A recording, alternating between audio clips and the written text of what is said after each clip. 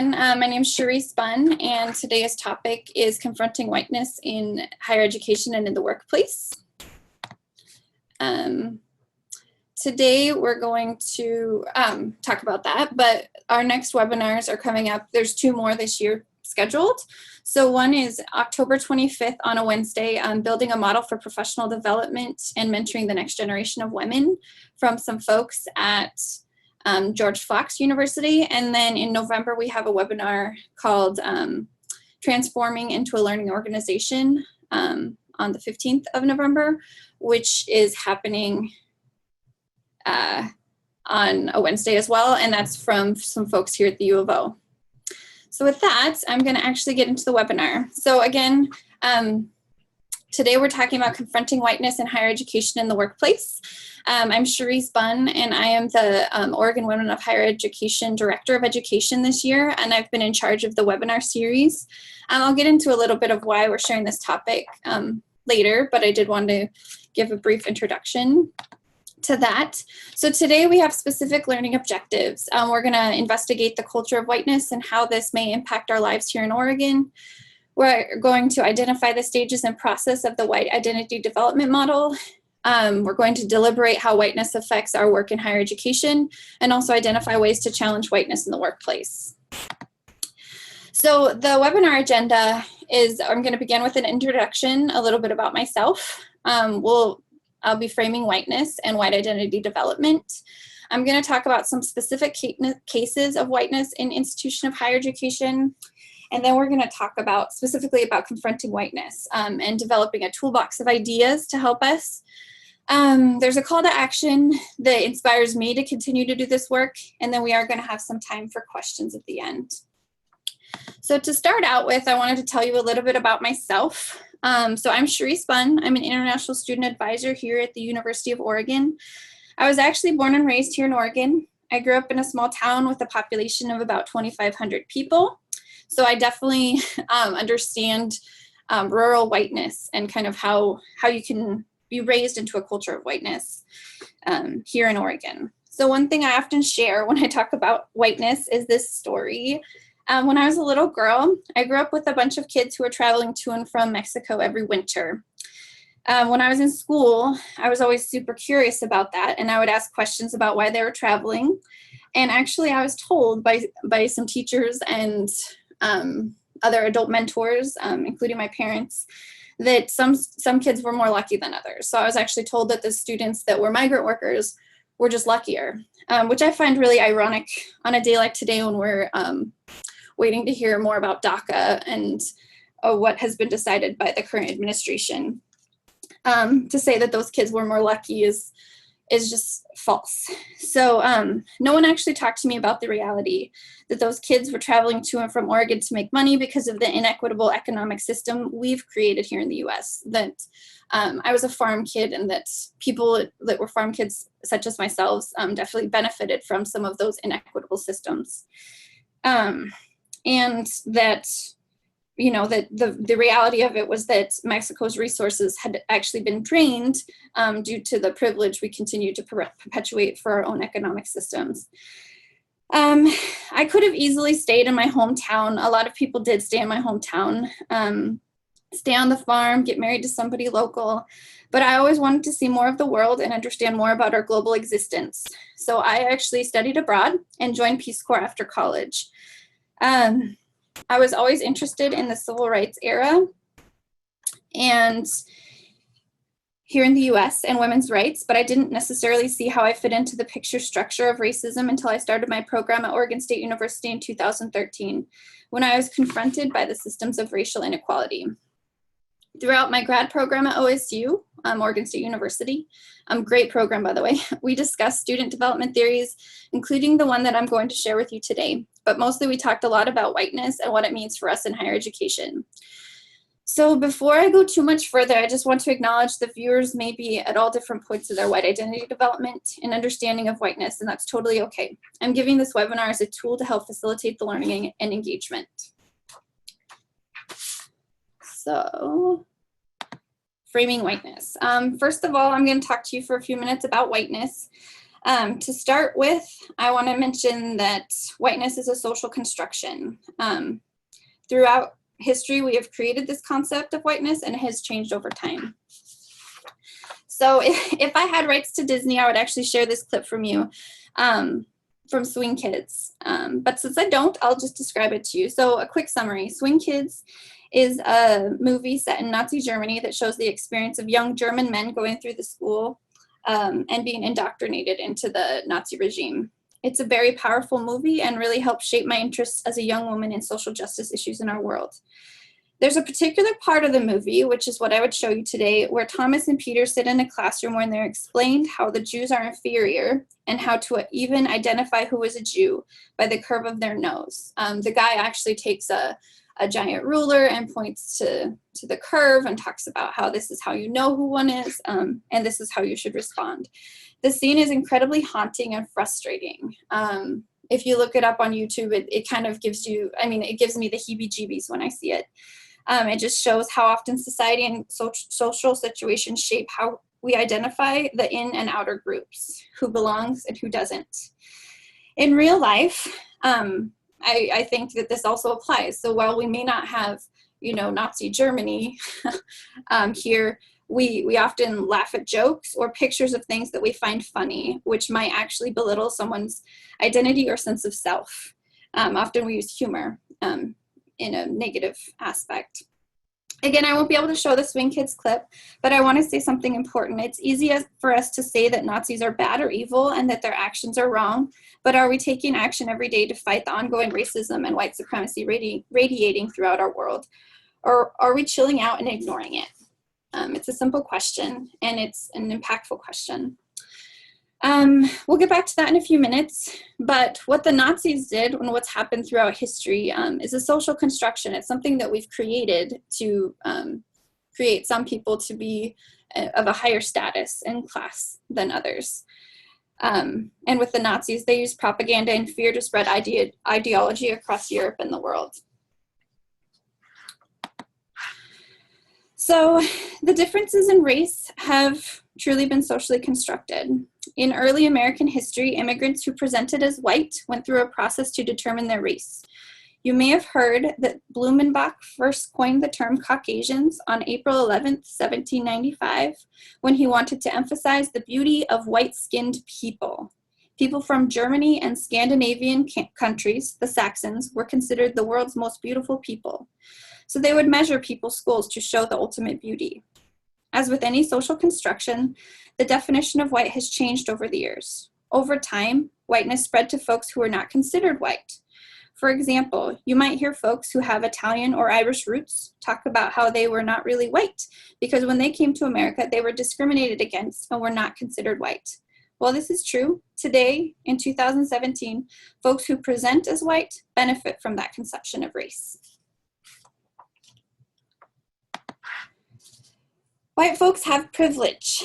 Alan Johnson talked about how to have privilege is to be allowed to move through your life without being marked in ways that identify you as an outsider, as exceptional or other, to be excluded, or to be included but always with conditions. People who present as white are considered white until, perhaps, they share something about themselves. As Paul Kivel points out, in the United States, a person is considered a member of the lowest status group from which they have any heritage.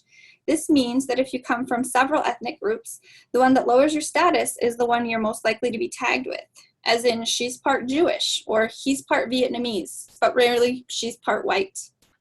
Alan Johnson talked about how because privileged groups are assumed to present or represent society as a whole, American is culturally defined as white.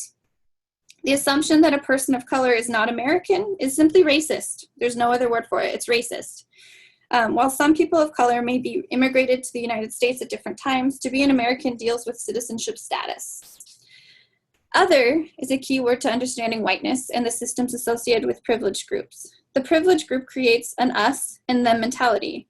They have to fit into our society and culture in order to succeed. This comes up at different points. If you think about the discussion of the national language for the U.S. A lot of folks want English to be the national language of the U.S., even though it's never been established. That's largely tied to whiteness as well. Also, I want you to think about how I used the word American earlier when I was describing people from the US, as if the two are synonymous. Ellen Johnson once again points out that America refers to the entire Western Hemisphere, South America, Central America, North America, and American includes a wide variety of societies in addition to our own. The assumption in US culture that only citizens of the United States are Americans encourages the perception of everyone else as some kind of other and reflects dynamics of privilege and oppression in relations among nations. So I feel like a good example of this is a photo one of my best friends posted to Instagram. She wrote, "What are you?" This is a question I get asked most by strangers. Sometimes I get tired of this question and I start making up things. Romanian, Hawaiian, Brazilian, Native American, Spanish. These are the guesses I've had, but how about the most obvious, Mexican? And so proud of it. Now, Lena was actually born here in Oregon, in Hillsboro, and is thus an American citizen. But this notion that she is something like an animal, that she somehow doesn't belong, that she's exoticized all the time, is because of whiteness and the white supremacy that runs through our words and curiosity. So when I first presented on this topic, it was at the Oregon Women of Higher Education conference in January with a colleague, and we were just 1 week after the Women's March. And so when I first presented on this, the Women's March was pretty fresh in my mind. And one thing I noticed at the march was that people had signs that question why we're still fighting the same battle. If you think of the events in Charlottesville last month even, people have wondered how this is happening in 2017. But I have the quote up here that you may already be reading. But in an open letter to my sister, Angela Y. Davis, James Baldwin wrote, "One might have hoped that, by this hour, the very sight of chains on black flesh, or the very sight of change, would be so intolerable a sight for the American people, and so unbearable a memory, that they would themselves spontaneously rise up and strike off the manacles. But no, they appear to glory in their chains. Now more than ever, they appear to measure their safety in chains and corpses." This really gets into, you know, what happened in Charlottesville and how white folks are lashing out because they feel threatened for some reason. This letter was written on November 19th, 1970, but if you look what's happening in our nation today, it's pretty relevant. If you look at the mass incarceration of Black men and police brutality against people of color, you'll see that these chains still exist. When preparing for this presentation and looking at whiteness, I couldn't help but feel convicted to keep doing this work. James Baldwin was pretty blunt about whiteness, and he said, "As long as white Americans take refuge in their whiteness, for so long as they are unable to walk out of this most monstrous of traps, they will allow millions of people to be slaughtered in their name.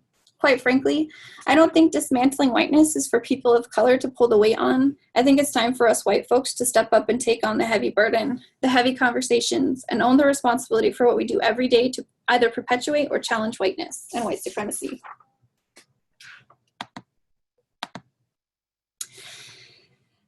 So what does it mean to be white? I know that a lot of people don't like to talk about whiteness because of guilt, misunderstanding, etc. But I honestly think it has to do more with the slide. Nell Irvin Painter said that it's the inadequacy of white identity that causes us so much trouble. Whiteness is on a toggle switch between bland nothingness and racist hatred. This is really why I think it's crucial to look at white identity development as part of the solution to ending racism.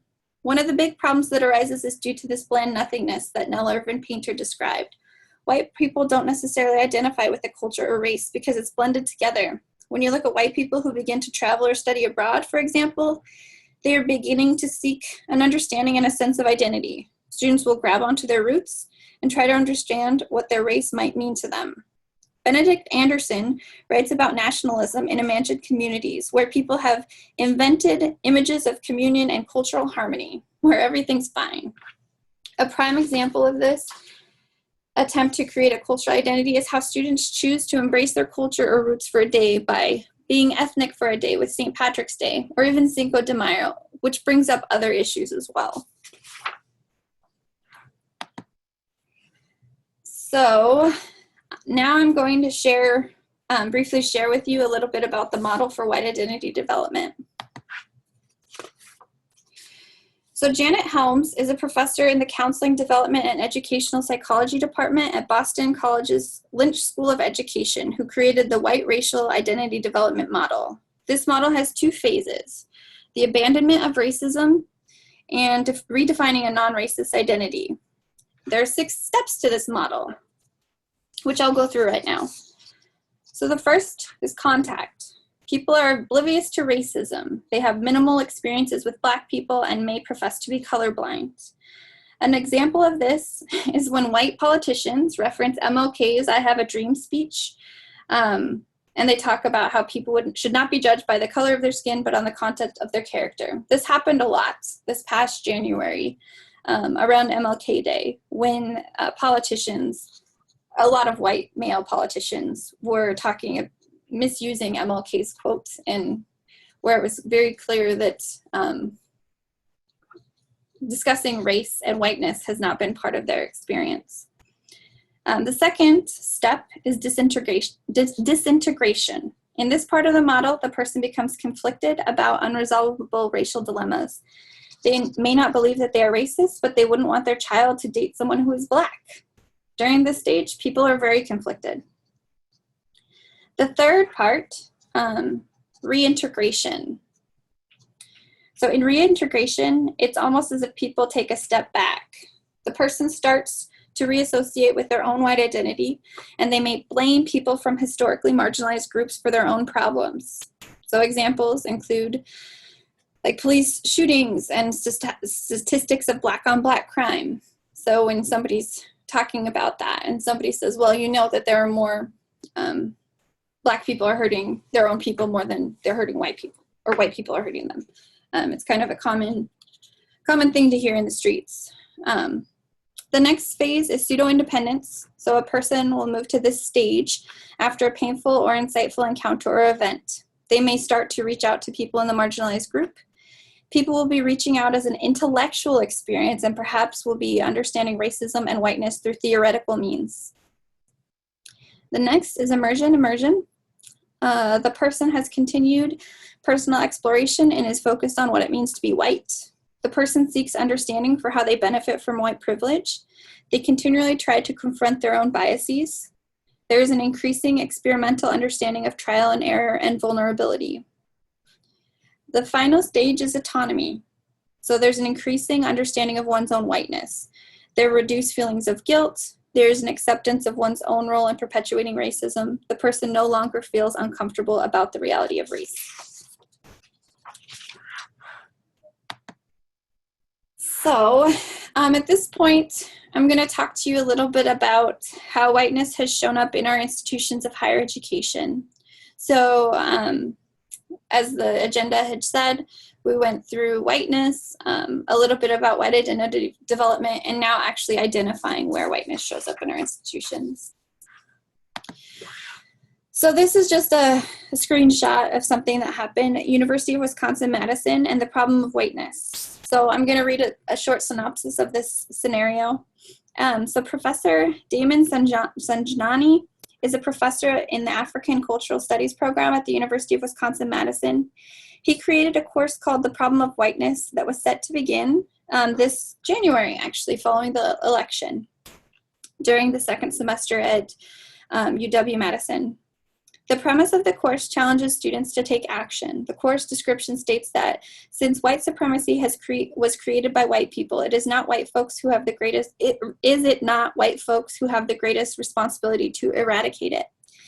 After hearing about the course, a conservative state representative, Dave Murphy, spoke out against the course, saying, "I'm extremely concerned that University of Wisconsin-Madison finds it appropriate to teach a course called The Problem of Whiteness with the premise that white people are racist," said Murphy. "I don't understand how a university that preaches political correctness can stand by a professor who openly condones violence against law enforcement and compares white voters to the KKK," said Murphy. Representative Murphy serves as a chairman of the Assembly Committee on Colleges and Universities and asked the university to cancel the course. The university defended the course in a public statement and said, "We believe this course, which is one of thousands offered at our university, will benefit students who are interested in developing a deeper understanding of race issues. The course is a challenge and response to racism of all kinds." So this is one example, and when we did this at the conference, we actually had people break into small groups and talk about this and how people would respond. But this was a situation where, you know, white conservative politician gets involved and starts talking kind of about how, you know, well, I'm not a racist kind of situation. And for those of you who have had conversations with people who have little exposure to whiteness, talking about racial equality or racial equity, these are some of the pretty common sort of topics that come up with people, how people shouldn't feel guilty for what happened and all this sort of stuff. But the reality is that this course was actually trying to create the debate and create an avenue for people to be able to talk about this. And in reality, that just didn't take place. So the next one is Portland Community College. This actually happened in our own state. Portland Community College created a project called Whiteness History Month, and this happened in April of 2016. So a subcommittee of PCC's Cascade Diversity Council initiated a project in response to the hiring data, student-led research surveys, focus groups, college-wide emails, and other sources that illuminated the underlying reality of whiteness embedded in the overall college climate. In contrast to other heritage months, Whiteness History Month was not a celebration of whiteness, but an educational tool to challenge race and racism by investigating the social construction of whiteness. As the project was publicized, the news media began running stories about the month. Many conservatives began calling the project whiteness shaming, and raised their concerns with the impacts of the month with administrators. Media coverage definitely increased. I believe people from PCC said that the amount of presentations that were proposed, there were a lot that were proposed, and it was a pretty great project. Interesting thing about Whiteness History Month, I actually participated in this when I worked at Lynn Benton Community College, and there were, I presented on becoming white, and there were people who attended my presentation recording and were actually kind of hoping to blog about the negative, like the shaming sort of aspect of my presentation, which was pretty interesting and kind of disheartening. Next example. This actually happened in the campus I currently work on. So the University of Oregon had a law professor who wore blackface. So Nancy Schertz, a law professor at the University of Oregon, wore blackface as part of a Halloween costume during a party at her house. After the party, Mrs. Schertz was placed on leave, and some of her colleagues called on her to resign. Students really wanted her to resign as well. According to the report, Ms. Schertz told investigators that she did not aim to offend anyone with the costume, and she apologized to her classes and to students of color who were at the party. In a written apology, she said her costume, which also featured a white lab coat and a stethoscope, was intended to make her look like Damon Tweedy, a physician who wrote a best-selling memoir, Black Man in a White Coat. Though the report recognizes that Ms. Professor Schertz did not demonstrate ill intent in her choice of costume, it concludes that her actions had a negative impact on the university's learning environment and constituted harassment under the UO's anti-discrimination policies. So what really ended up happening, though, is that the professor was on paid administrative leave for a while, but was put back on faculty. So this happened last year when I started at the U of O in May. I actually met with some students who talked about this and the university's lack of follow through with this professor as a very negative attempt, and how the university was perpetuating racism. The next example was at the University of Texas, a Confederate statue. So a statue of Jefferson Davis, the president of the Confederacy during the Civil War, was taken down from its pedestal outside the clock tower at the University of Austin, Texas at Austin campus. In a letter sent to faculty and staff members and students, Gregory L. Fenves, the university president, wrote, while every historical figure leaves a mixed legacy, I believe Jefferson Davis is in a separate category, and that is not in the university's best interest to continue commemorating him on our main mall. In March, this was last year, the university's student government passed a resolution to remove the statue. The removal of the statue was delayed until a judge ruled against an appeal filed by the Sons of Confederate Veterans. So this was another example, kind of similar to what has happened recently. So recently, I wanted to acknowledge, so most of us know what happened last month in Charlottesville. I actually decided to do this webinar following the events in Charlottesville last month.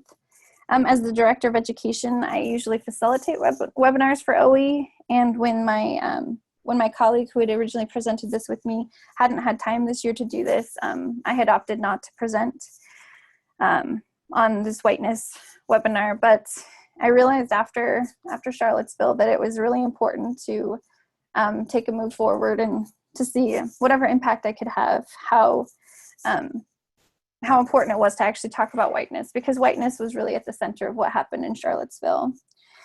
I think that just the fact that white folks who could be, relatives of mine, had I grown up there, feel so threatened by removal of such a terrible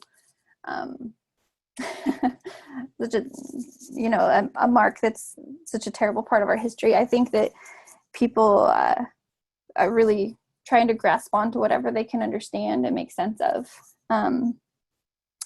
So one thing I read recently, though, was this blog post called Beyond Charlottesville, the Omnipresence of White Supremacy in America.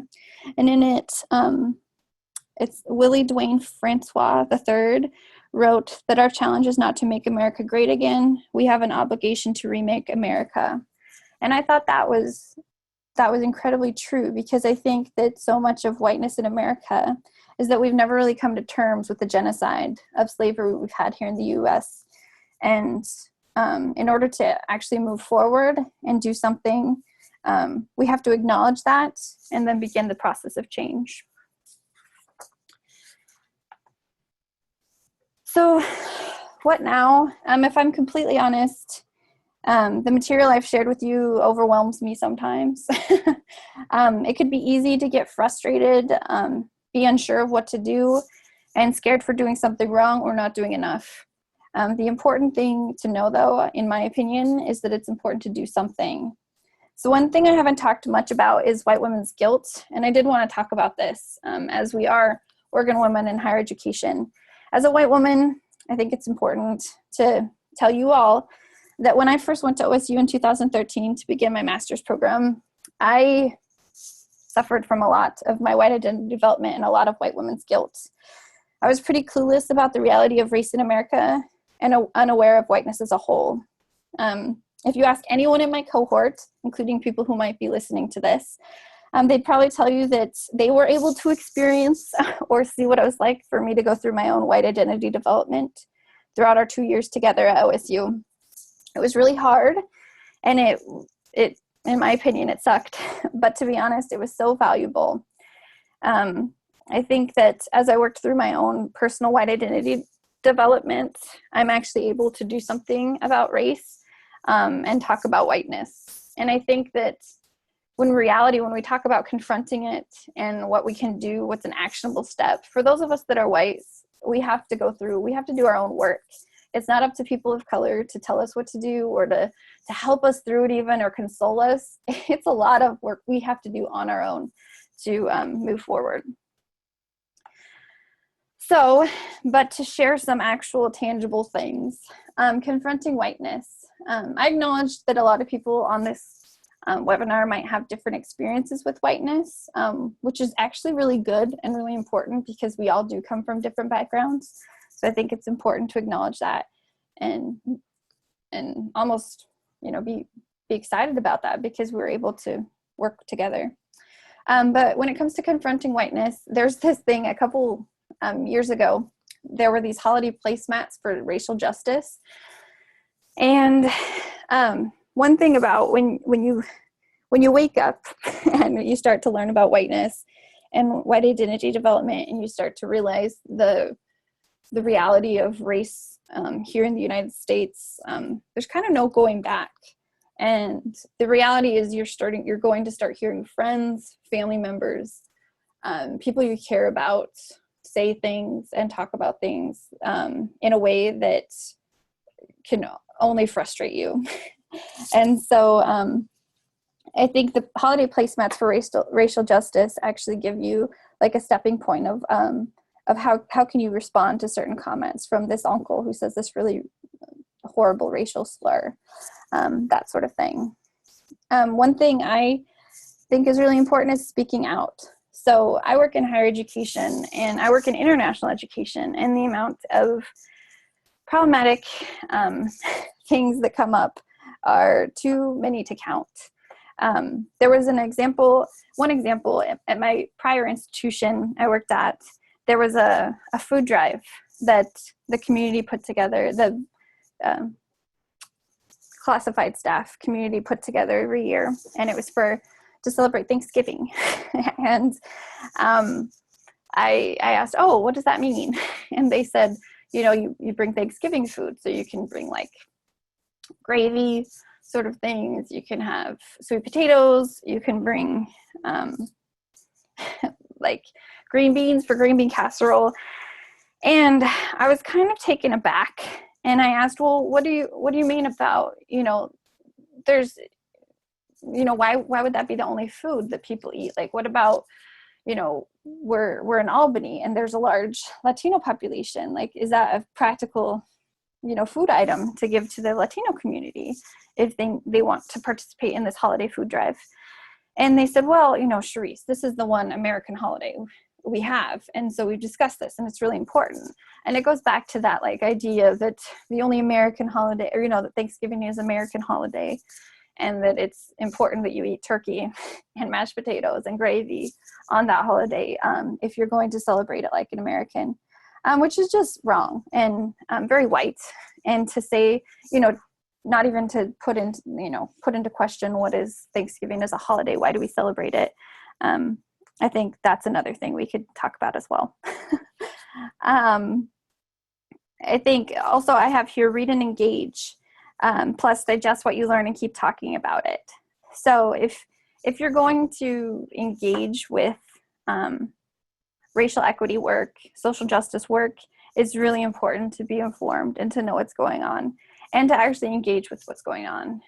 It would be really easy here in Oregon, in Eugene specifically. It's been super smoky the last couple weeks, or the last week, because of the fires. And that's one concern people have. But if I wanted to, I could be completely unaware of what's happening with DACA today.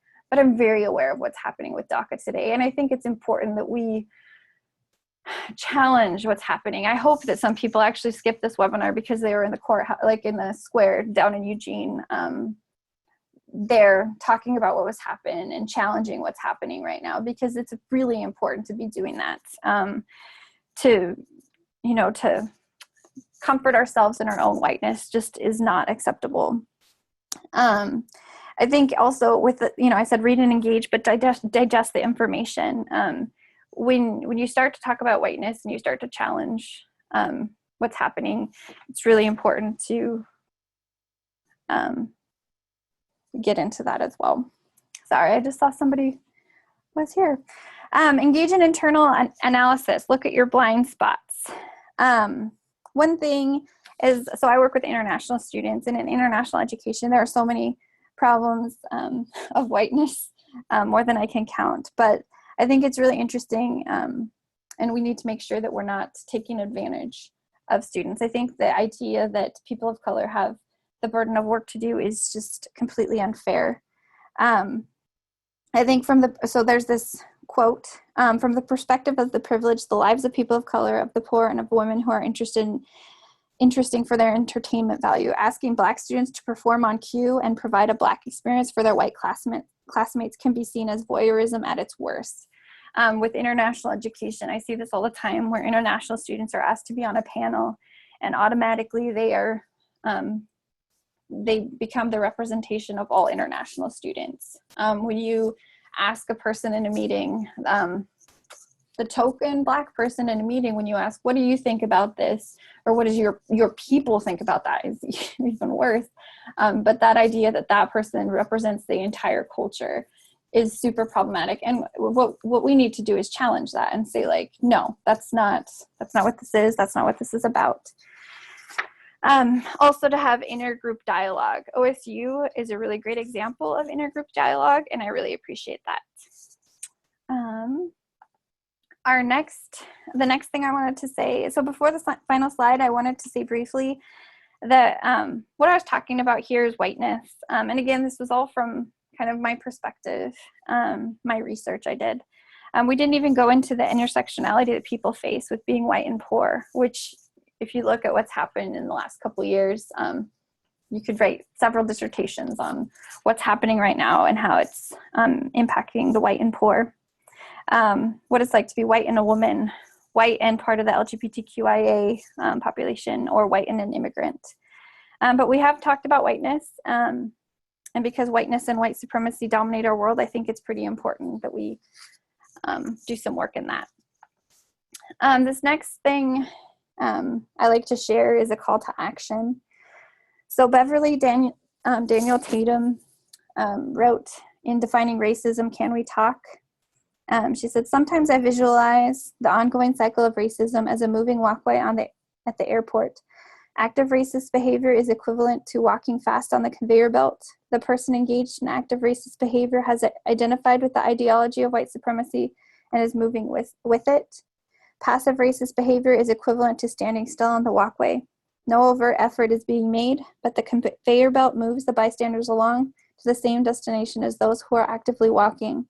Some of the bystanders may feel the motion of the conveyor belt, see the active racists ahead of them, and choose to turn around and willing to go to the same destination as the white supremacists. But unless they are actively walking in the opposite direction at the speed faster than the conveyor belt, unless they are actively anti-racist, they will find themselves carried along with the others. I think it's so important to look at this and think about this and realize that by not speaking out against racism, we are in fact being racist. We are perpetuating that system of racism and white supremacy that dominates our world. So with that, I've talked to you for a while. So I'm going to be able to open it up for questions.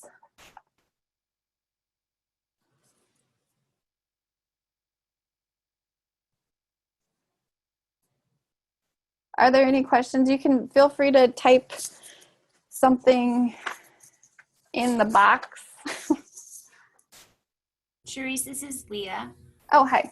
Am I going to be seeing them? Do you want me to read them to you? Can you see them? I can see them as well. Okay. Yeah. So All if right. anybody, yeah. So Patrice said this analogy for a call to action makes the idea so crystal clear. I totally agree. So it's in a book. If you all are looking for resources to read or things of interest, Readings for Diversity and Social Justice was recommended to me by Jeff Kenney at OSU, and it's probably one of the best reads. And that call to action. I think every time I use it, it reminds me to how important it is to do our work. Like I was saying, you know, with the smoke and the long weekend, it's very easy for those of us who are white to not take action or feel impacted about DACA if we wanted to. But the reality is, by not thinking about it, by not speaking out against it, we are in fact perpetuating that sort of system. Okay, I'm going to read this one. So Logan, you suggested for white people to travel as a way to learn about different cultures and identities. What do you recommend for white people who do not have access to traveling abroad or to different regions to understand and challenge their whiteness? That's a really good question. So I think just the fact that white people travel, and I mean, I say this as a person who has traveled, as a way to learn about different cultures and identities. I mean, it's it perpetuates so much of white supremacy, and it almost creates this white liberalism that I see very apparent here in Oregon, and I include myself in that. I think access to traveling abroad, different regions, how do you understand and challenge their whiteness? I think, so I work in education for a reason. I feel like that so much of what we can do is within our role in training. So if we actually create a system of education and the curriculum to talk to students. So I work at the University of Oregon. We have students from all over coming here. And if we actually, when students are coming in, if we're talking to students about whiteness, and we're talking about race, and we're actually talking about what's happening, that's a huge start. It's really uncomfortable. I think ideally, I like your question. Ideally, you know, as a proponent of education, I feel like this should be in the K-12 system. Students shouldn't necessarily be, I mean, I feel really vulnerable when I share that idea of how I learned about, how I was talked to about migrant populations. But if that's the story kids are getting from their parents and their teachers, I think we need to challenge that really early. So I don't know if that's a solid answer for you about what to do, but like reading, getting that curriculum in there. And when you have the classrooms, when you actually have a possibility where you have more diverse populations together, be intentional about how you're creating those experiences. I feel like I work in international education, and we talk a lot about integration between domestic and international students. So we talk, you know, you think about even doing that within American domestic students based on identity. And I think there's so much you can do within the classroom if you actually get professors to do it. Okay, I'm looking at these. Claire Wu, join the Peace Corps. I like that. I was in the Peace Corps. I was a Peace Corps volunteer, but I can honestly say, as a returned Peace Corps volunteer, the training isn't always perfect.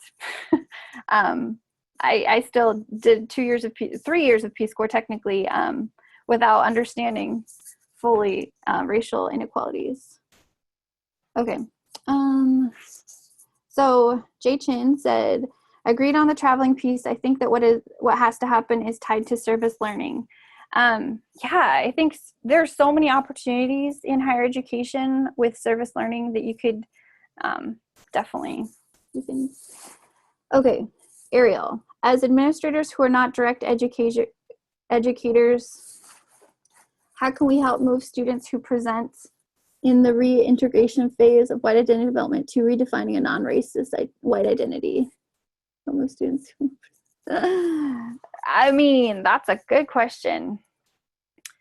I think I would say, again, this has to do with the curriculum. What kind of spaces are we creating? What kind of ways are we challenging students? When it comes to student development, you know, so much of student development actually requires the student to do something. And so I think creating the sort of opportunities for students to push through their own white identity development, I think is definitely part of it. I think so often we focus on the transitional student development theories. So we're talking about, you know, like how housing impacts them. Are they being successful? Are they getting their degree?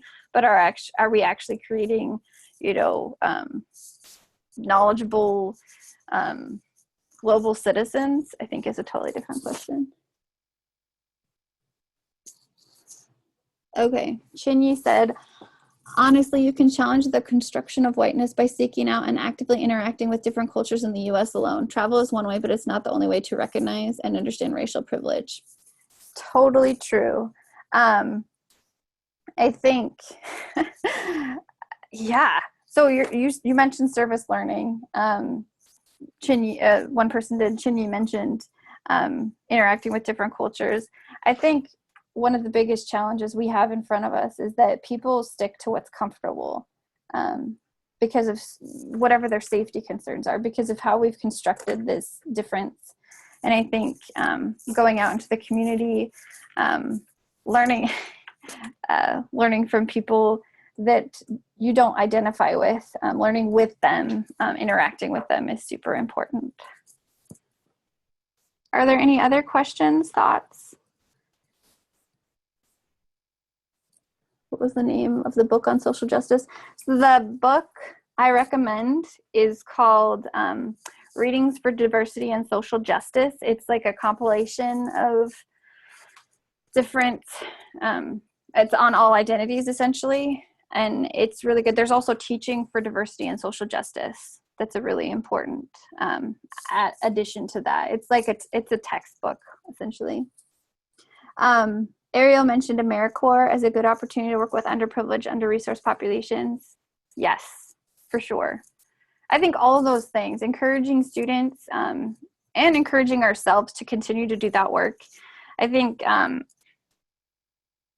of the challenges I'm facing now have to do with a lot of I mentioned white progressivism in Oregon, and I feel like sometimes we get too comfortable with where we end up and where we situate ourselves. And I think it's really important to continue to be uncomfortable and to continue to challenge ourselves, because what happened, in the last month, what's happening today in the news definitely impacts all of us. And to think that it doesn't impact all of us just isn't real. Anything else? Well, thank you all for joining us today. Again, I'm Cherise. You can email me at cherise@uoregon.edu. And I work here. And then next month, we have another webinar in October. So we hope to see you then.